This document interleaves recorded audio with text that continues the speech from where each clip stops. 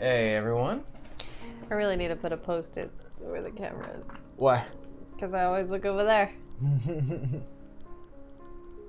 Welcome everyone to Books and Brew. It's been several weeks since we've done one of these. Mm-hmm. Over a month, no? Probably. Yeah, over a month. So, what Books and Brew is usually it's us going over character classes, subclasses, monsters, magical items, magical effects, really just talking about whatever's in the books. In addition, it's also sort of our little Q&A section where we can answer any of your questions as well as just sort of shooting the shit. So why were we gone for so long? Well, we got the first vaccine, didn't feel good. Then we got coronavirus. Yeah, and that didn't feel good. In between vaccines. And then that took 3 weeks, and then we got the second vaccine, and we took that Friday off, finally. So, it has not ended. It's been constant. Yeah. A few shout outs for those who were following us during our little break. Thank you, Daddy Dragon 84 for following. And One Honey's biceps? Beeps? It looks like beeps, whatever. Yo, Nick! Getting corona is like nature's vaccine. Yeah, sure. Yeah, I would have just settled for the vaccine, man. That was rough. So, like, real rough. I want to get into it because there's a few books here, and Amber just got me Volo's Guide. So, Nick, now I have Volo's Guide. He knows. Oh, he does? He knows I did myself in. Well, a few things that I wanted to cover, or at least one particular creature. You don't know the title of the stream, but I never pay attention to the title. But it gives it away. I think that might be the biggest D&D book. I think it might be. Best. It has so many awesome monsters in it. Same time. So, what do you believe is one of the most iconic D&D monsters? I mean, it's on the front. I'm so happy with this one. People could have said dragons because it's in Dungeons and Dragons. They could have said a lich, or they could have said like vampires or something. I only know because Nick made us play with one of these books. So I was a little traumatized. Well, there's some interesting things about the Beholder. That's what we're talking about today. And there's so many different variants, even variants like that are from past versions of D&D that I won't cover because I don't actually have the books of them. Nick probably knows about them. I just feel like, I don't know, it depends on how I guess your DM makes them, but I just feel like you're gonna have to do your best not to piss it off. Well, actually, this is a good question for you then. What do you think, all right, when you think of Beholder, what do you think of? Well, I know they're supposed to be like really smart. They think that nothing is better than them, essentially. Like they're the epitome of everything, of knowledge and everything. So okay. I'm like, I don't know what you say or what you give to something like that. Like, don't kill me. I swear I'm not meaningless. Beholders are one of the rare monsters that D&D actually has a trademark on. Yes, it's a completely original monster. They feature it heavily. It's not from any folklore or anything or dragons or ogres. It's a completely original. Thank you, Gary Gygax. I mean, I'm not sure if he's the one who made the Beholder. Some of the best monsters are probably the ones that are your own ideas in your head. So, I mean, if you want to count like internet folklore, like Slenderman's an internet folklore. Yeah. There's like different other ones. That's the first one that comes to mind, though. I sent you that article today. I was like, that looks. There's the SPC Foundation. All of those creations, which are pretty cool. So. Definitely when someone has a really great idea for an interesting monster or villain. I want to know why he comes out of a bag. We'll talk about that later. So, Beholders, and I'm going to read it verbatim here just so that everyone gets the idea. Beholders are giant, well, I'll give a description what normal Beholders are, because there's so many different types. I mean, for me, he looks like an angry meatball. But the art is way cooler than me simplifying that, but that's what he looks like sometimes. Or he or she. Are they only male? I don't believe Beholders... Or they don't have a gender. Yeah, I don't believe they're gendered. But I mean, beholder could technically define itself if it wanted to. It probably wouldn't. I would assume that a beholder doesn't see like sex as sex, like, oh, you're gendered. Yeah. More like, I am a being, and I am the best being.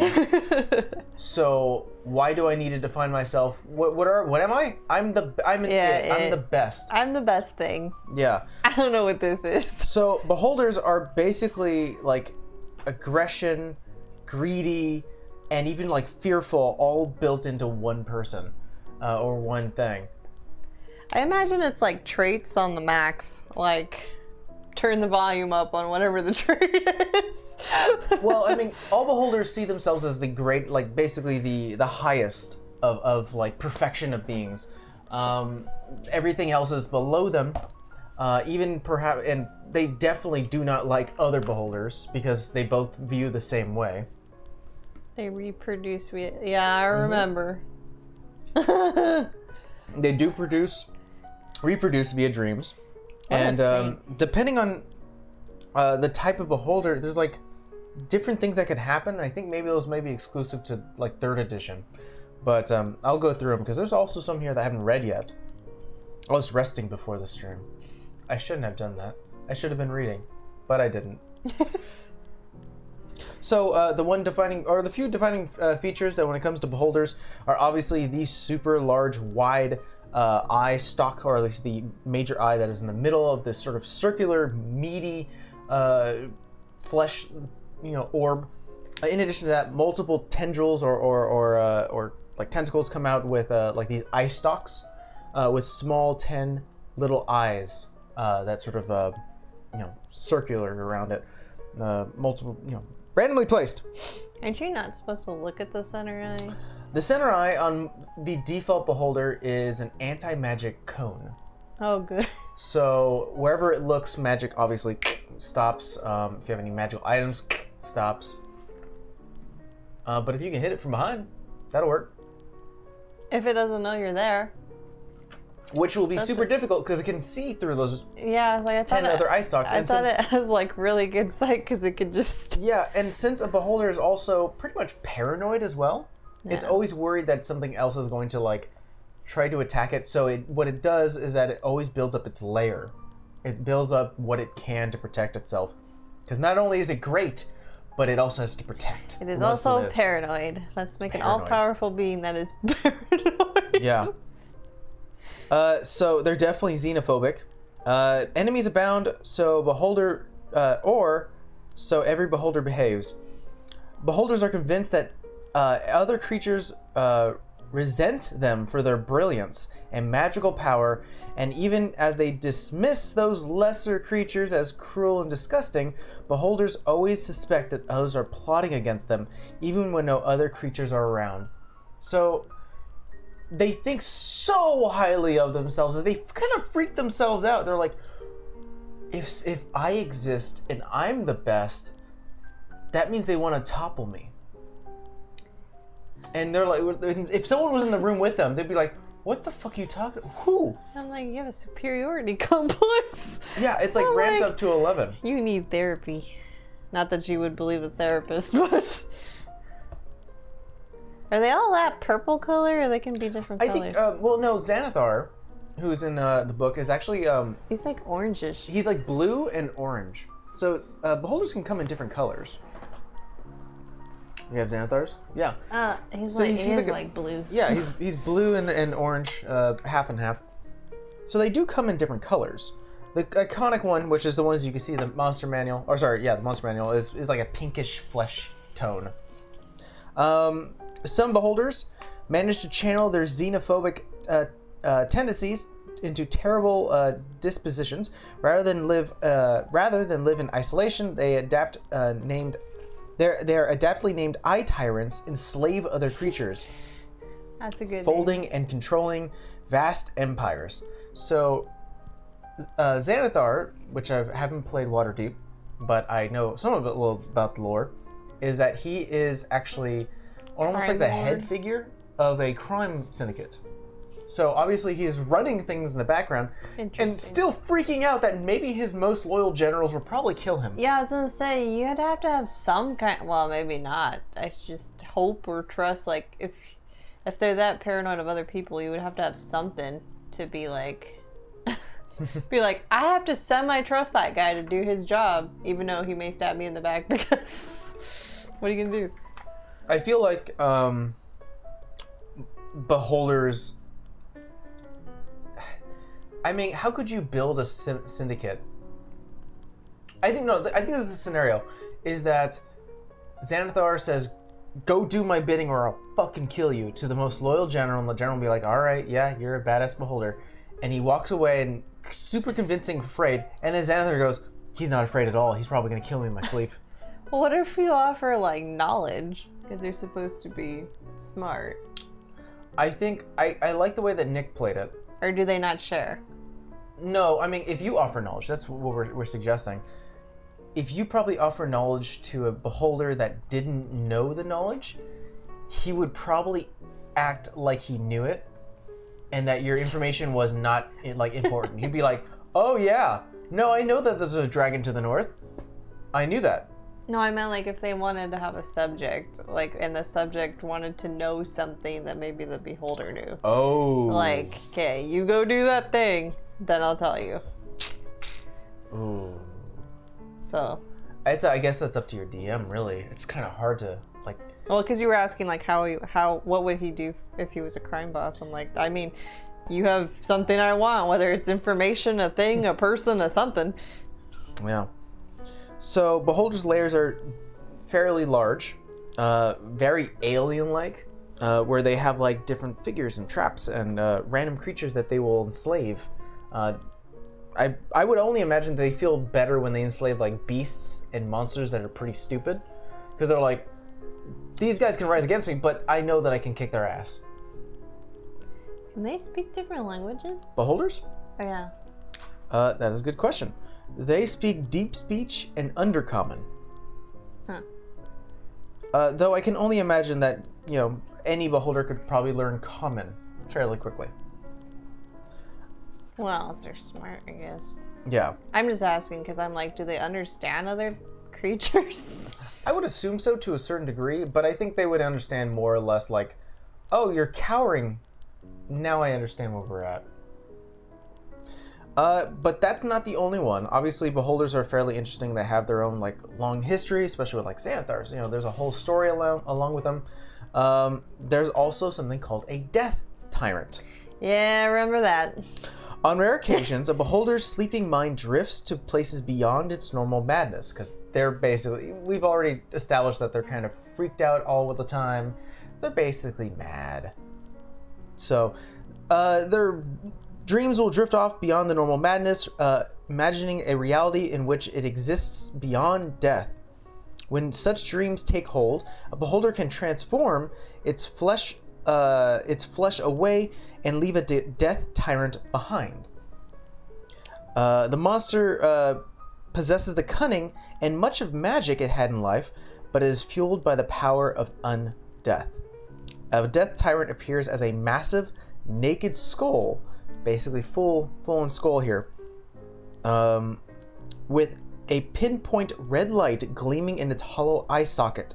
Where the eye stalks rotted away are now 10 spectral eyes that hover around the creature and glare in all directions. Remember, you did this for our at-home campaign that we didn't stream, right? I did this for Little Lamb that was streamed on Newegg. Oh yeah, that's right. I was like, which one did all I know is we all turned to each other and was like, what the fuck is that? Yeah. So I actually chose a death tyrant as my big bad evil guy, one of our one-shots. Our multi-part one-shots, which was really fun to do. I wish I could do it again. Essentially, I mean, if you were ever look at a beholder and its large, you know, circular head, multiple teeth, rows of teeth, just imagine it's not a human skull, it's a beholder's skull. It's just floating with the red eye. Yeah. And it's got like a little pinpoint red eye and multiple eye sockets where, you know, where the eyes used to be, where the eye stalks are now just like these floating spectral eyes. So deathly deposit as they did, or when they were beholders, Death Tyrant lords their power over other creatures. Moreover, the beholder's ability to squash mystical energy with its central eye gives away to more of a sinister power, which can transform former slaves into enemies into undead servants. Yeah, that was actually a power that Death Tyrants can have, and it's a very creepy one. I'll read it. So their cone no longer becomes an anti-magic cone. It becomes a negative energy cone. I would need more of that. The Death Tyrant's eye emits an invisible, magical, 150-foot cone of negative energy. A creature in that area cannot regain hit points. Also, when a humanoid dies within that cone, they become a zombie and underneath the tyrant's command. Glad none of us died. Yeah. So if any of you would have died, you wouldn't have technically died. You'd just be like, ugh. Back to life. I'm good. Like dead though, right? Like not unconscious. No, you have to be dead. Okay. Yeah, if it kills you. I don't want it to like knock you out and then like boom, zombie. I'm like, no, thank you. So normally zombies created by the Death Tyrant are used. They're used and discarded. You know, obviously you're my playthings. You know, you died because I killed you. Now you're just my pawns. They're generally used as guards, or they guard like the actual tyrant or treasures. So they're still paranoid, semi. Yeah.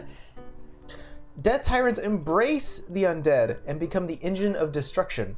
Driven by a hunger for power and secrecy, it advances against human settlements using its eye rays to destroy every creature it encounters. So they're just building and building and building and building and building and building and building more undead, armies. Because it doesn't say here that there's like a limit on how many zombies are underneath it. It could go through an entire town and get like 400 people immediately. Oh, good. I could just only imagine, like maybe an extra large beholder that had that dream, and then you just see this giant orb of death. Ooh, next big bad evil guy in my next campaign. Oh, no.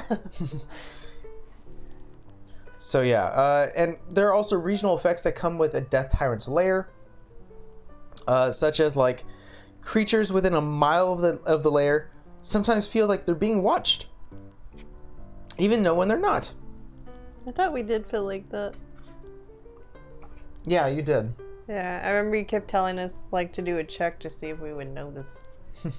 And I'm like, notice what? I mean, in D&D, like, so much shit. A little mouse staring at you in the background. And this feeling of being watched, it doesn't go away right away when the Death Tyrant dies. You have to roll a d10, and the effects of the Death Tyrant go away after that amount. So if you roll a 10, and you're like, yeah, we killed the Death Tyrant, you're gonna have the worst 2 weeks. Or like week and a half, just like, is it dead? When you want to roll low. But we killed it. Is it dead? I don't know, it's undead. It just sounds like we got the paranoia. Yeah, that's a good way to thinking of it. What the hell is that? I'll talk about that in a second. You could tell, obviously, I haven't read the book yet. So let's go ahead and go through, as I mentioned before, beholders have little eye stalks, and they all do different rays. They do have a melee attack, which is their bite, but I don't know why any beholder would do a freaking bite. I mean, if you really piss it off. As an action, it could bite, or as an action, you could do 3 eye rays. Might as well do the 3 eye rays. So essentially what you do is you roll, I believe, 3d10s, and it chooses randomly which ones. Well, I mean, like, what if you woke up as a beholder and you're like, I choose violence, I'm gonna eat a guy today? I guess that would be that's a pretty good power move, you know? If you're just like, oh, you're looking real bad, I'm gonna just overset my dominance on you. Yeah. Here we go. I'm gonna prove a point. There's the Charm Ray. Creatures failing under this become charmed by the beholder. Paralyzing Ray. You can kind of get the idea for that. They'll be paralyzed for a minute. Fear Ray. Another minute thing where you are feared from the beholder. Slowing ray. You are under the effect. Let's see here. I believe this is just simply like the slow spell, but it says here your speed is half for a minute. In addition, the creature can't take reactions and have to take either an action or a bonus action, not both. Can you just spell it? Or are you like It's for a minute. You're stuck. I think you probably to cast like Great Restoration, where it says you can remove an effect on it. Paralyzation. Yeah, paralyzation. Being paralyzed.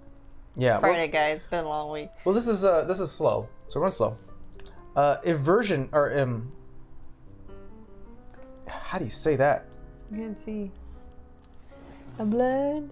Oh, innervation. Innervation. I'm not the best at English. Regardless, that ray. Upon failing it, you take 8d8 necrotic damage, and half of that if you succeed. I think I've only seen other people use it. I haven't had a chance to use it, but I thought it's like a wizard thing. Innervation. Am I thinking wrong? I think you're right. There's the telekinetic ray, which essentially you can move a creature up to 30 feet in any direction. It is considered restrained by the ray's telekinetic grip until the start of the beholder's next turn, or until the beholder is knocked out. So if you're near a cliff, the beholder's just gonna go, bye. I mean, if I knock it out, we either have to kill it or you have to run the fuck away. Because once he comes to, that's it. There's the sleep ray, which essentially, there is no like rolling dice like the sleep spell. You're just asleep. That's fun. What if you're immune to being asleep? Does that work? Because that's Vera can't be put to sleep. And by magical means. Yeah. I will have to look that up. I'm kind of leaning on the fact that you probably won't be put asleep, but I will look it up. Petrification ray. Essentially here, you start to turn to stone, and you have to repeatedly make the save. On a success, the thing ends. But if you don't, you have to fail twice to turn into stone. I wore the wrong shirt for this. Should have got the Medusa get stoned. Yeah. The disintegration ray. This one is just like the disintegration spell. It is 10d8, and if you reduce to 0 hit points by getting hit by this ray, you are dead. You're ash. Not only that, is your body becomes a pile of fine gray dust. Yep. Nope. You were gone. Well, I think there was people turn to stone in the encounter Nick made, right? I want to say, like, in that cavern, there was, like, people in there that answered or said. Well, that's the petrification ray. That's not the disintegration ray. Yeah, I know. And finally, there is the death ray. You get 10d10 necrotic damage, and if you were reduced to 0, you die. At least your body's still there. Yeah. That's applause. You're dead, but I mean, you're in one piece. Let's see here. When it comes to the other eye rays for the Death Tyrant, it is exactly the same, which is good. Keeps it easy on me. So here's that other one you saw. Yeah, that one looks like some twisted shit. The Spectator. The Spectator is a lesser beholder. It is summoned from another plane of existence by a magical rune, or ritual, sorry. The components of which include 4 beholder eye stalks that are consumed by the ritual's magic. Appropriately, a Spectator has 4 eye stalks, 2 on each side of its body, with a wide eye in the center. Is he lesser because he has less eyes? Exactly. Okay. I believe he's also smaller. I think he looks creepy. Almost. Creepier? Yeah, he looks a little more wild than the other ones. He looks like the carnage of the fucking symbiotes, like... Yeah, a little more like, wild. Like crazy, big, also crazy, and then there's that whack job. Well, here's an example. A standard beholder has an HP, or an AC, of 18, and hit points of 180. Mm-hmm. A Spectator has an AC of 14, with an HP of about 39. 39. It is super weak. Yeah. They're generally used as guardians. So if they're summoned, they're generally there for, guarding a space, an entrance, a tomb, a castle, what have you. And they'll serve the summoner for 101 years. Damn, that's loyal. If the item is stolen or destroyed before those those years have passed, a summoned spectator vanishes. They're all lawful neutral? Like all of them? Oh, Nick says they're lawful neutral. Spectators are. He says they're the ones that fly over our campaign and work for the guards. Mm-hmm. Those things? Well, okay. they're a lot like well, think of it this way. We've encountered invisible stalkers before. Those creatures, they're given a task that they have to complete, and that's it. You know, it makes sense that these guys are like lawful neutral because they were given a task and they will do it. Doesn't mean they probably won't grumble. Dude, now I think Thomag probably looks even more sketch if those things are flying around. Yeah. I mean, I always assumed they weren't like, you know, like fluffy kittens. No. But I wasn't expecting that one. Now I can understand why our beholder is like, yeah, these guys just dream in my sleep. I don't even, because they're very weak. You know. I mean, well, the appearance. Though it can speak, a spectator communicates primarily through telepathy.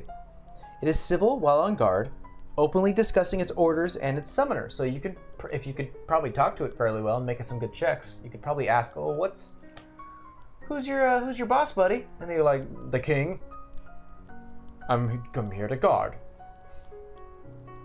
I wouldn't want to talk to it. However, even a brief conversation with a spectator is enough to reveal its quirks and its personality. Brought by years of isolation, it might invent imaginary enemies, refer to itself in a third person, or try to adopt the voice of its summoner. Great. Also crazy. So we got paranoid, schizo. If two spectators encounter each other, they will almost always fight to the death. Hey. So you got to separate these two. Yeah, I was like, so ours don't fight? I guess they have their own flight pattern, Nick? Well, Nick has his own little Yeah, I know. spin I'm on just it. asking. You can make them, like he says, you can make them any way you want. But it's interesting. When a spectator has fulfilled its service, it is free to do as it please. So if it goes through the entire 101 years and it's like, no one went into this cave. What a job. It's then going to be like, well, I'm done. I'm clocking out. Time to go. It takes up residence in the place that it usually guards, so maybe it'll just stay there. So it's like, I'm clocking out. This place is mine now. I worked here enough. So how long do they live? Like, obviously, if we don't kill them, like they just live for forever? Or they eventually die out? That's a good question. I don't believe it actually outright say. 101 years is a very long time, so you just like chill there and then you still stay there? I think a good way to flavor it is that I believe that like spectators and beholders probably live a very, very long time. Maybe like elven years long. Yeah, but it would be really fun to flavor like maybe a beholder who's been there for like thousands of years starting to show some signs of age. You know, like, or even a spectator. Maybe they don't live as long. They maybe live like half that maybe time. 400 years, let's say. And then you start to see as they're getting into the 400 or the 300 years, they're just sort of like a little slower. I think it's up to the DM. Yeah, with the spectator's lost purpose, the flickers of madness it displays during its solitude start to flourish. So now it's becoming full-on crazy. So there's actually a funny thing here that spectators can do, which I think is really, really funny. For one, is that their middle eye beam does not do anything. They don't have a middle eye beam. I mean, if I was a player and I ran into a beholder and I didn't know what that was, I'd be paranoid. However, they do have a reaction. If a spectator makes a successful saving throw against a spell, or a spell attack misses them, the spectator, they can choose another creature, including the spellcaster, that I can see within 30 feet of you, of it, and that creature then needs to make, then that creature is forced to make a saving throw, or an attack of its own. So essentially, it is bouncing, or throwing the spell to someone else. So if you cast Disintegrate, even though it's a very high level, if you miss, it's going to go, oh, thank you, and throw it back. It's like a weird way of spell splitting. Great, he has more ammo now. I do. I see. We're going to get into Volos in just a second. They do have 4 eye stocks, as we mentioned before, so that means 4 eye rays. They have confusion, paralyzation, fear, and wounding. Wounding is simply 3d10. So nothing too crazy. I thought this was really funny, though, that they can do this every 24 hours. They can cast Create Food and Water, I assume, for themselves. Yeah. So they could just sort of sit there and go, hungry. Give me food, and they'll make food. Yeah, it could create enough food and water to sustain itself for 24 hours. Well, I'm thinking... That's hilarious. I'm thinking as far as the age comment, they have to be kind of old, depending on the DM, because wasn't Relicore like around for like the champions and all that? Yeah, it was. So isn't that like a couple hundred years? Mm-hmm. I mean, he's kind of been like in a cush spot though, underneath the freaking. Relicore was, if I remember correctly, Nick, he was already an established like being. Yeah. And well, no big deal. Already a few hundred years. And then he was probably old at that point, or at least like maybe old enough where he was like, yeah, for sure. Couple hundred years. For reals. How old is your elf, Kara? I don't remember now. I want to say 200 something or 100 something. I have to look at my sheet. Well, there's some more Beholderkin. I was older than I thought I was when I went back and we did the my home arc, and I was like, oh shit, I'm older than I thought. Yeah, we don't know how long he was there when the orcs, with the orcs, or if he was there with the UNT times. Yeah. Plot twist. He was probably there for a very long time. Relicore was actually in his early teens during the era of champions. That'd be fucking hilarious. He's just like, angsty. I'll make you like guards or whatever, man. Just leave me alone. Just leave me alone, all right? I'll just be in my room. Don't come down here. God, that fits so well now. I'm sorry, Nick. What the fuck is that? Yes, I know, right? Sorry. Every time he turns the page and I don't know what it is, I'm just like, the fuck is that? Oh, I'm looking at some really creepy Beholderkin here. I see like eyes as a theme here. Mm-hmm. Well, that's the whole thing with the Beholder. So there are different other Beholderkin that exist out there. That looks like a mutated fucking jellyfish. So there is the Death Kiss. A Death Kiss is a lesser beholder that might come into being when a beholder has a vivid nightmare about losing blood. Instead of a magical eye rays, it has 10 long tentacles, each ending in a little mouth full of teeth, like a suction cup.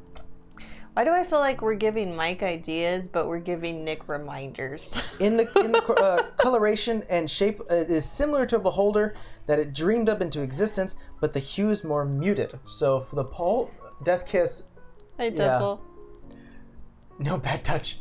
Well, at least I could stomach the. I mean, I'm used to creepy, but I'd be okay with like seeing that one. This one, if I seen it coming towards me, I'd just start running. There's 2 pictures here. I'll do my best to describe them. And it kind of seems like Death Kisses can do this, where there'll be a little floating orb, with just like little tiny bumps, and of course its eye, and those bumps can then start to like extend into this very long. How to do the sound effect. So like it's almost like you're attracting its tentacles into its body, and then it can just sort of float around like an orb, and like just skinny little tiny thing, and then sort of stick outwards, which I think will be super awesome. Their blood drinker. Death Kiss survives solely on ingesting blood, which it uses to generate electrical energy inside of its body. Sounds like a semi-vampire. It kind of is. And Death Kiss are fucking. They got hefty some hefty stats.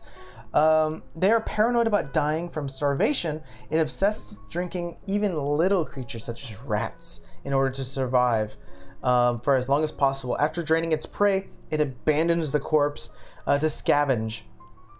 A Death Kiss prefers to hunt alone. If it meets another Death Kiss, it might might fight, flee, or team up. Depending on its health and pride. When underground, it uses its tentacles as feelers. Lovecraftian vampire group. I know. This is giving me so many good ideas. Prodding and examining the environment in all directions. So just imagine a hallway, dimly lit, some small braziers that are almost like starting to go out.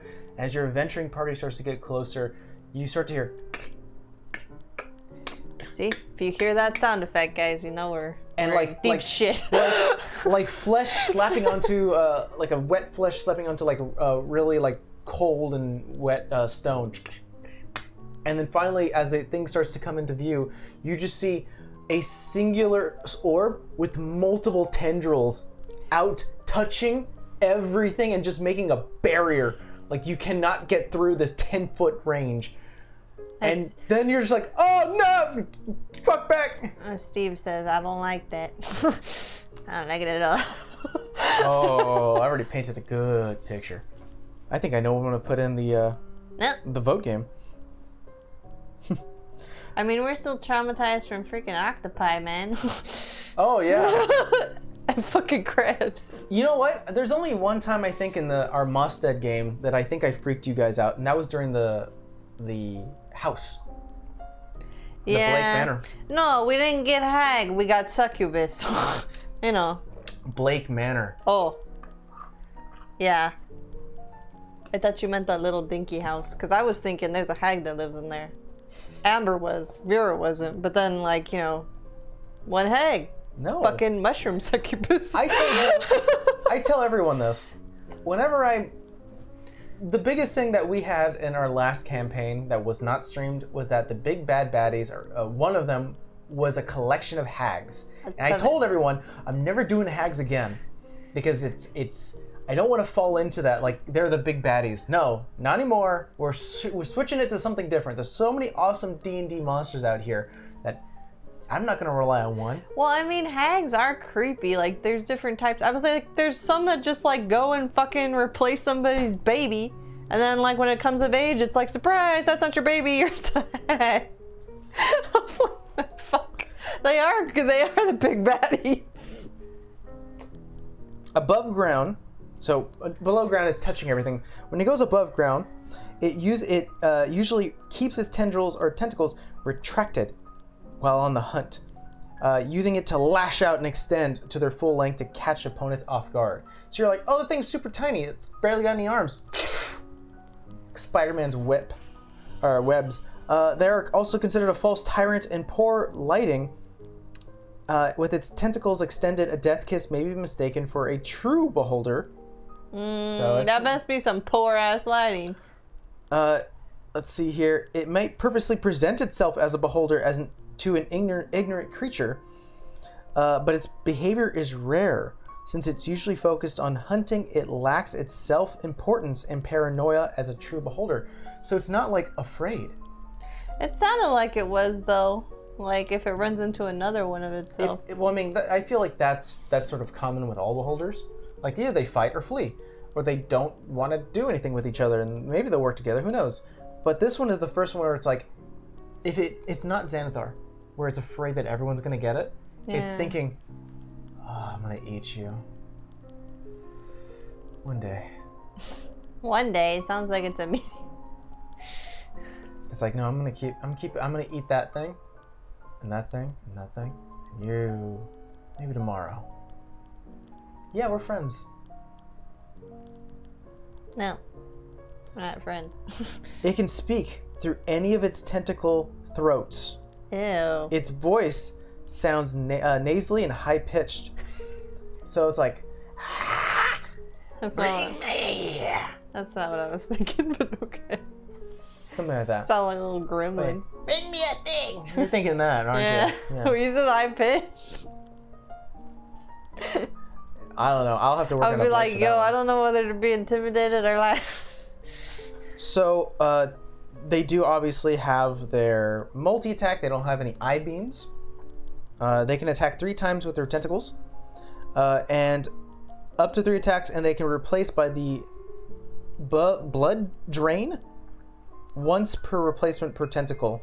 So essentially what happens is that if it does hit you, you take damage, and they can then replace it with blood drain, which is when a creature is grappled. It must make a save, and if it doesn't, it takes 4d10 lightning damage, and the Death Kiss regains half of that. Yeah. The other one. A goth. What the fuck? I didn't even realize that one. That one looks like the skin is peeled back around the eye beam, but then there's little baby eyes under it. Eep. Oh, we're not done with the Death Kiss. Oh, sorry. No worries. I was trying to figure out what the fuck was wrong with his face. It says here, a Death Kiss, since it can easily kill or subdue the Death Kiss long before the blah blah blah. Thus, out of self-preservation, a Death Kiss usually submits to the rule of a beholder that it encounters, only because it might attempt to escape as soon as the master is preoccupied. So, because a Death Kiss is all about melee and using its sort of tendrils, it doesn't have the range that a beholder has. So it's almost More like of a close-up deal. Yeah, it's like you have more variant ways to kill me, and I should bow down for you until you're turned around, and then I'm getting the fuck out. So yeah, they're generally a simple tactician where they'll lash out, grapple, and suck your blood until you are nothing but a corpse. A goth. Goth is a hungry, tyrannical, beholder-like creature that eats magic. That's not good. Yeah. They eat magic. Let's see here, and tries to exact tribute from anything weaker than itself. So essentially, everything. Yeah. Probably. Well, not a dragon, probably. Yeah. But mostly everything. Yeah. Well, I mean, like as far as humanoids go. I oversee you. Bring me tribute. The body is about 4 feet in diameter, with 6 eye stalks and a central eye, sometimes surrounded by multiple smaller eyes. So essentially, eye surrounded by a little circular of multiple tiny little blinking eyes, and then 6 stalks. Nope. Yeah, it's actually pretty good. And then there are below it, so there's the eye stalks on top, and then below it there are also 4 tentacles that are near its mouth. So it's got like arms, almost little, and then it's got beams. It kind of looks like it in the picture. Yeah. So they have a magical I can't say that today. I know what it is. Magical metabolism. Metabolism. Fuck me. Goths can survive. They can survive on meat, but they prefer to sustain themselves with the power of draining magic objects. So if you run into them, Run away! you wearing magical items? Oh, it's salivating. Run away! If starved of magic for several weeks, it is forced back into its home plane, so it can constantly seek new items to drain. Dude's like the Hannibal Lecter of magic. Be like, no, we gotta put a thing on your What mouth. do you have there? A dagger that can Nope. cast detect magic? You see nothing. Get back in your hole. Drink that up with a nice cloak that can grab. Nope. Back. Oh, is that a necklace you carry? Protects your soul, does it? Nope. Hmm. We just have Rolly Oh, you mean beat Rolly? the shit out. Rolly with his own little cap that gives extra damage. Get rid of the cap. Nope. Well, nope. Accidental summoning. When Accidental summoning. when the ritual to summon a spectator goes wrong, a goth might push itself through the flawed connection, arriving immediately or several minutes after. So you could cast the spell and go, huh, Nothing happened. it didn't work. Well, I guess we'll try tomorrow. We gotta get 4 more stocks. Walk upstairs and then what the fuck happened? Done fucked. Fuck that up. It might present itself as a beholder to ignorant creatures. So it's like, yeah, I'm a beholder. Or attempt to intimidate them. Or as a spectator to its summoner to drain its magic of magic items when they least expect it. So essentially like, yeah, I'm what you called for. Yeah, I'm a spectator. You didn't fuck up at all. You didn't fuck it at all. So what items am I guarding? See, that one, I don't even know where the fuck to go. That one just looked like... They're also an inferior tyrant, as you can assume. A beholder usually drives away or kills any Goths that enter its territory, but it might choose to enslave them as lieutenants. It doesn't want me to see. I'm not actually reading that page. So, Goth has a few things here. Obviously, they do have some eye rays. Only up to 6. They have Devour Magic Ray. You have to save, make a dex save, and if you fail, have one of its magical items lose all of its magical properties until the start of the Goth's next turn. If it's an object that has charges, it loses 1d4 charges. That's actually, if you get an item that doesn't respawn charges, that's heavy. Like, what if you only had 3 charges left and you rolled a 4? Oop. Oh, there goes your magical item. Bye-bye. It has a aversion ray. I think we talked about it. Innervation. Thank you. It has that one, 4d8. It has a fire ray. Catch you on fire. It has a pushing ray. It can push you 15 feet. It has a paralyzation ray and has a sleep ray. Seems to be common, those last two. It does, doesn't it?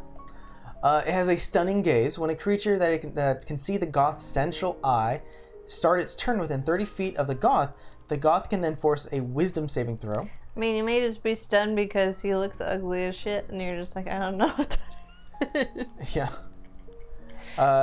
Let's see here. If a creature fails that saving throw, it is stunned for the next until its next turn.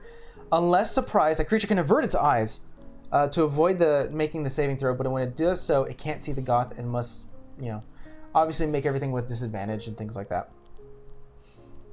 Now I'm going to try to say this. Death Theros. When the Goth dies, the magical energy within it explodes, and each creature within 10 feet of it must make a dex save or take 3d8 force damage. I feel like as long as you're not too scrawny, you can take the damage, but... Yeah. Oh, you were looking at the Bodak? Bodak. Yeah. Yeah. For later. We'll talk about that later. Last but not least, what we have here in our book here is the Gazer. Death throes? Are you serious? Meaning when a thing spasms and lashes out when it's dying. You know what? I have to defer to Nick. He's the teacher. Yeah. Yeah. Hey. Yo, bro. Protein shake. I like that name. That's a great name. All right. So now we're going to talk about gazers. Gazers are tiny manifestation of beholder's dreams. It resembles the beholder who dreamed it into existence. So it's like a little tiny mini-me. You know? It doesn't look like a... You don't know.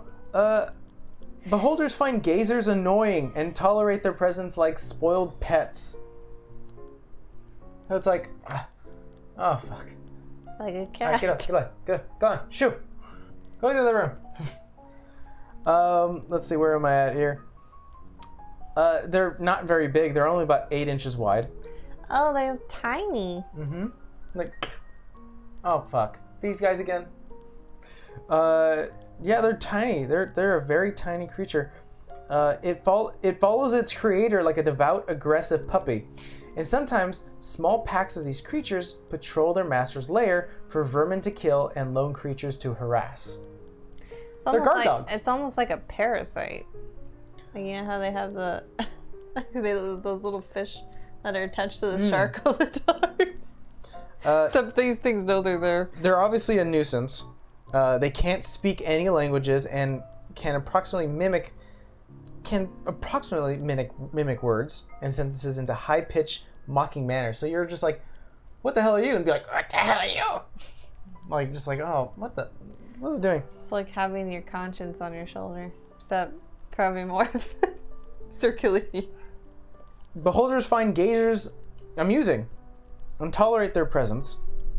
Like spoiled pets, gazers can't be tamed by anyone but its creator, except through the use of magic or bonding with a spell caster.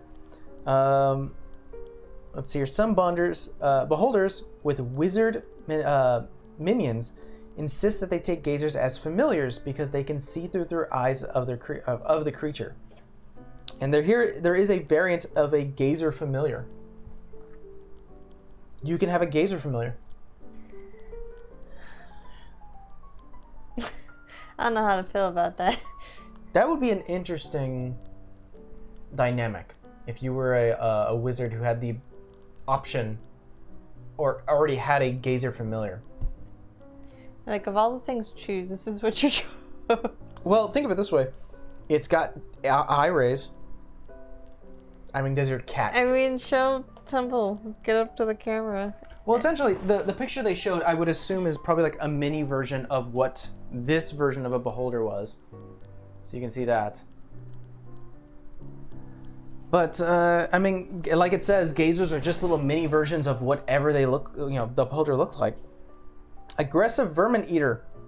Wild gazers, one living separated from its beholder, is territorial. Playing with its food, eating bugs, small animals. A lone gazer avoids picking fights with creatures that are medium or large, but a pack of them may take on larger prey. A gazer might follow humanoids to their territories, noisily mimicking their speech and generally being a nuisance until they leave the area, but it flees if confronted by something it can't kill. It's like a weird-ass parrot. Like you're like going to bed and, someone's talking downstairs and you're like, shut up, these fucking gazers. So yeah, there is a variant where you can have a gazer familiar. It says here, spellcasters who are interested in unusual familiars find their gazers are eager to serve someone who has magical powers, especially those who make a point of bullying and harassing others. So if you're an evil wizard, I don't know, you could probably make it that you're just an asshole. Sure. Gazers behave aggressively towards creatures smaller than itself and tends to randomly attack house pets, farm animals, and even children in town, unless its master is very strict. A gazer serving as a familiar has the following trait. It can, let's see here, it's got telepathic bond. Oh, basically it's just the whole familiar spell. They just sound like little pain in the asses. They're very tiny. They got like 13 HP. As a bonus action, the gazer can move up to its speed towards a hostile creature it can see. So it can just keep on going faster. Mimicry, it can mimic simple sounds. Hey, it's like a Kenku. It can bite. It has 4 eye rays because it's got 4 eye stalks. The dazzling ray, you can become charmed to this little pup. I don't know why. Fear ray. Yeah, it's kind of like a dog, isn't it? We're at the point where some people, you could be afraid of a dog. The frost ray. Dogs don't freeze you in place. Now, having an owl, having a weasel, having a cat, having a dog, those are fine and dandy as a familiar. They can't really do much other than maybe scout for you or be your companion. But a gazer, if you do your frost ray, you can do a total up to 3d6 cold damage. That's pretty damn good. And then smack. And it also has a telekinetic ray. But it can only do so on objects that are 10 pounds or less. Because it's a little tiny thing. A little tiny buddy. But that is the Beholderkin and the different types that they are in these 2 books. What? I want to see. You want to see? Yeah. Oh, here you go. Mike's like, I want to see this thing. So obviously, when it comes to tips to playing a beholder, I've done it only once, actually twice. I played a deep, like there's like a deep beholder, which is like a water version, and there is a very, like stat blocks on it to make it more accessible to 5e. Yeah, because I think it was like a 3rd edition creature. And instead of having like eye stalks, it has like claws and 1 middle eye. So I played that one. I also played a Death Tyrant, which didn't really have much of personality. It was just there to be the big bad evil guy. So yeah, when I played the deep one, whatever that Aqua beholder was, a lot of it is it's paranoid. It lives in a space far away from everyone else, and when it is confronted, it doesn't want to hear too much, you know, like if I was a beholder and encountering a party of heroes, I would think, well, they're here to kill me. The hell do you want? You're here to kill me, aren't you? And if they say something interesting, like, no, we hear that there's a problem with your land, we're here to fix it, he would be like, all right, I don't believe you, but continue talking. So You guys can see my face as I go through, but I got 2 that were ideas. well, don't forget, you're gonna make some campaigns of your own. Get used to some of these monsters. That's why I've seen 2 I like already in here for that specific one shot. Yeah. So yeah, beholders are very interesting. Nick played a pretty good one, really good one, Rallicor, who was I think he was your standard beholder. Nick can always, prove if I was wrong. He was tweaked a little. He was tweaked a little mainly because he was split. He had a bipolar personality. Not on purpose, though. Mm-hmm. He was corrupted in some way. But regardless, we did fight a beholder, and its interactions was you had to constantly compliment it because it likes to be acknowledged that it's the best. So you're like, oh, great, Rallicor, and your amazing 10 eyes. And your giant convincingly. Yeah. Not like, gee, you look great today. Gee, you look great today. Did you do something to your hair?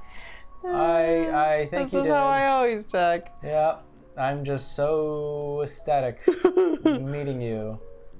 That's always best that Rallius talk in that conversation. Yeah. Pretty much standard stats, but each personality had its access to 1/2 of the ice stocks. Yeah, that's right. Because I'm not sure if we were leveled enough at that point to actually kick a beholder's ass. I don't think so, because I think I just got Dispel Magic because I used it on the lantern things going in there, and that's like a 3rd level, so I don't think we were that leveled.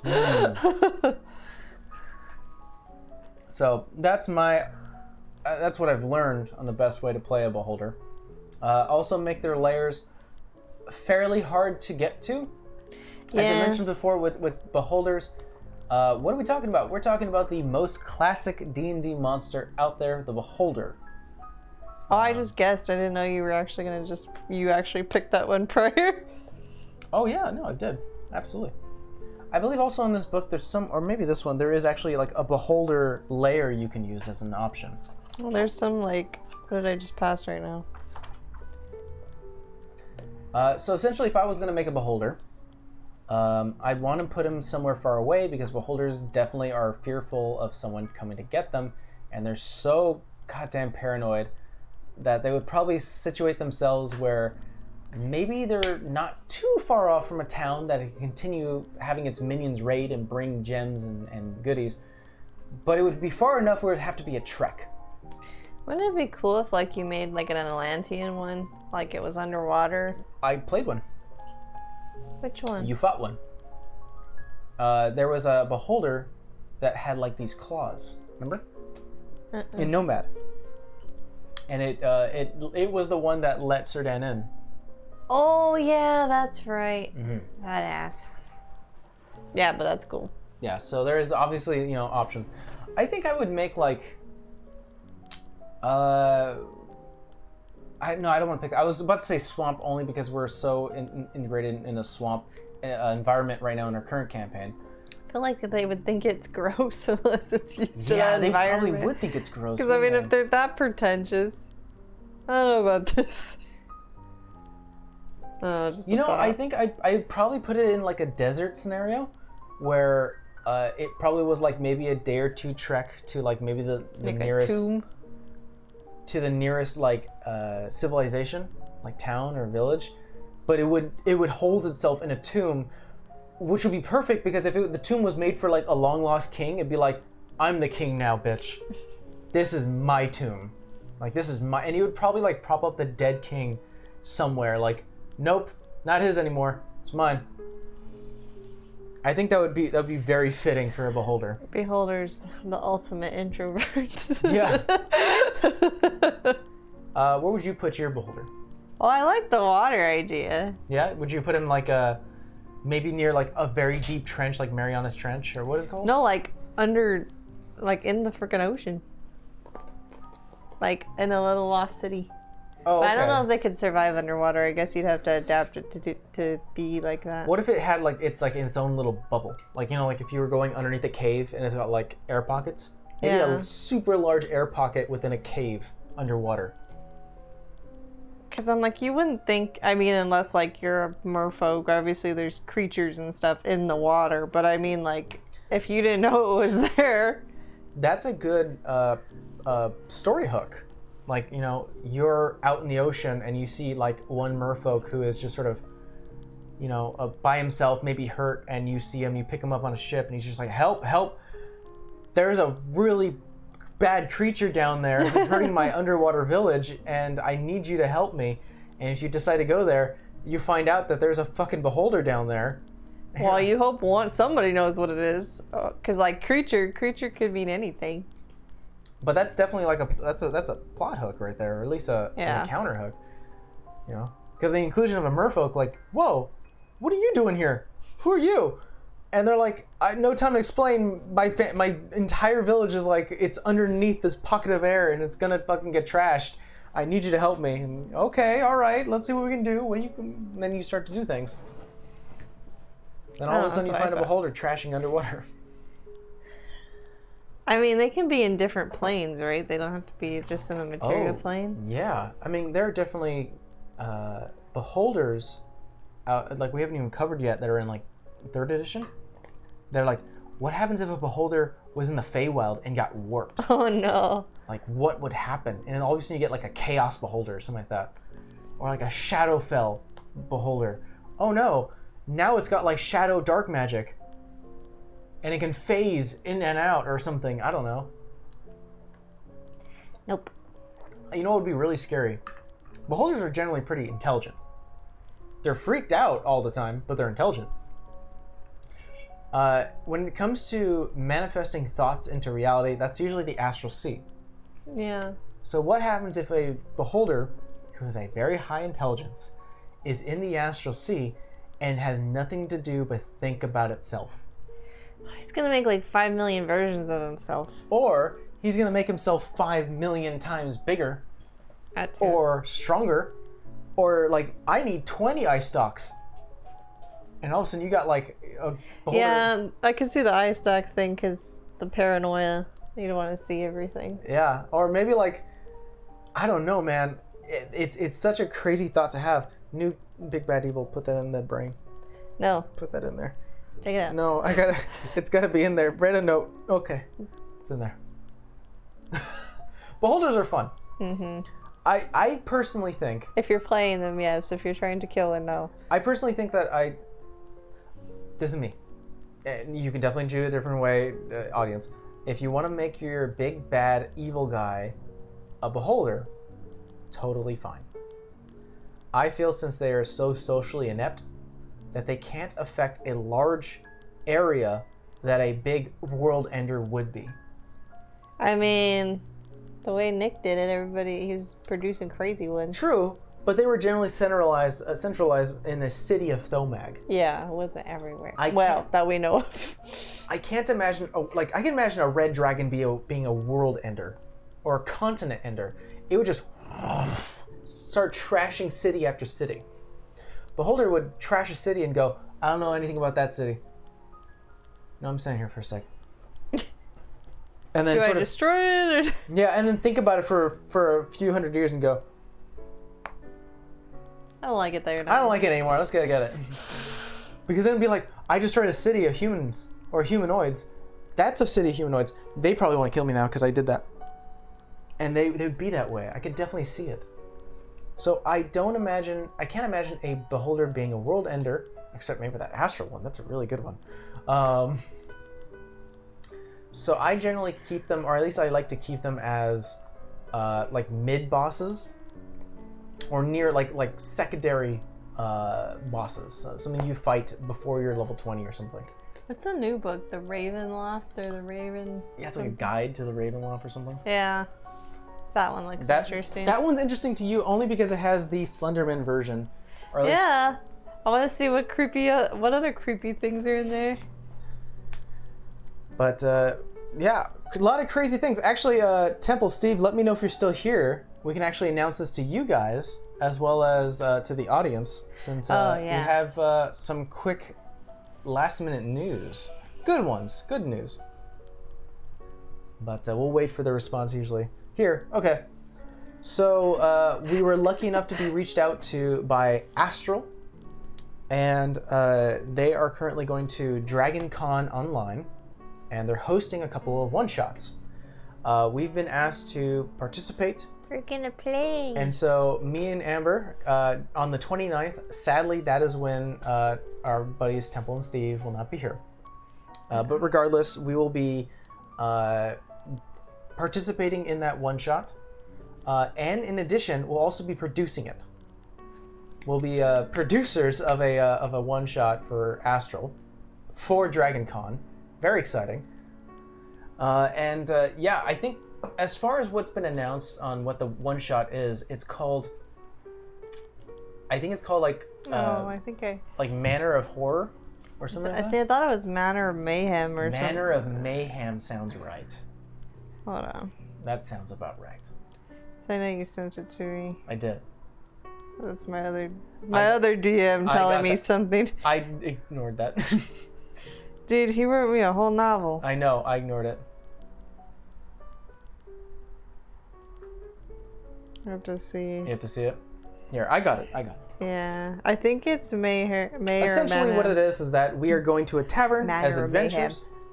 We're going to a tavern as adventurers, and we are being tasked to pick up an artifact in a abandoned house. Yeah, Mayhem Manor. Mayhem Manor.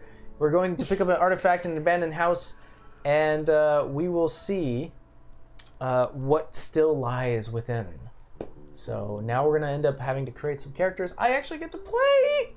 I haven't played a one shot. I'm thinking of bringing out the tiefling for this, but yeah, because she only got to play one shot for New Egg, and then I was like, I made her. You played a multi-shot, dude. I know, but she didn't get. She'd be good for this. Sure. I need to pick a character that I think will fit this. I haven't played a one shot since like Nick's one shot. Yeah, you're always the DM. Yeah, I'm living Nick's life of always DM. No, that's not true. I've invited him to a few games, and he's played. He's played. We're doing it now. We're making it happen where we now get to be players and DMs. And that's not true, too. I play a Nick's campaign. What am I saying? You play a Nick's and Sundays. Yeah. Sundays campaign. I don't know why I said that. I'm playing. I play Quinn. Yeah, I tell you this, and you're still like, I'm the forever DM. This is why you're doing this one shot. And I'm like, okay. I think what it is, I like playing the game. I want to play some more, and I'm just hungry. But regardless, I'm really excited for the 29th is when it's going down. It is going to be at 10 a.m. Our time, I think. Pacific time. Yeah. And I believe that'd be 1 p.m. Eastern time. We're gonna need coffee. So we're gonna guess it. We'll have some coffee ready, ready to play our characters. Definitely playing Lilith. I'm not sure yet. We'll see. One of the two. Oh, or Edith. Yeah. Yeah, I know you. I know you wanted to play Edith. But all right, guys, I think that's it. We covered Beholders. We did a quick announcement. We'll do that announcement again tomorrow. And tomorrow we have a continuation of the main campaign. Oh, we're getting back to it. We had a week off, and now we're back into Magic at Mosstead. I blame Steve. And we're gonna begin, and you'll see how. I don't want to spoil it. Crazy things will happen. Crazy things. All right, guys. When did crazy things not happen? That's a good point. Thank you so much for joining us. We'll check you guys tomorrow at 2 p.m. Pacific Standard Time. Pacific Standard Time. It's Friday. Yeah. Check you then. All right. Bye, guys.